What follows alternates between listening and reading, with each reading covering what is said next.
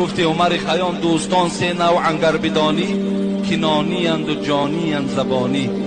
حضرت ها در همون دورهای خود چون همین دوستای حاضره را علاکه در لابراتوری گذرانیدن، دیدن این دوستی که امروز داریم مثال زبانی میشیده است، نانی میشیده است، جانی میشیده است. با نانی نان بیده از در بیرانش، همونش که کیسه ایتر نگاه داره، همونش که درآمد تا نگاه داره، همونش که منصب تو قطعی آشنا هست، بتیش از همون مال دنیا یک قسمتش بتی بگو برا دور برا، در پهلوت و راه نتی. دویم دوستایی که هستن زبانی هستند، سال میاد در پیش بسیار خودشا ملایم میکنه و سخنهای دیگر آدم هم میاره پیش تو و دیگر خودشا بسیار شیرین میکنه و قطعی زبانی نوازش کن، او دوستی زبانی هست. لیکن دوستی جانی را عمر خیام گفتن با جانی جان میده گر میتوانی. یکی دوستی جانی را همیشه چکار کن در پهلوت بگیر.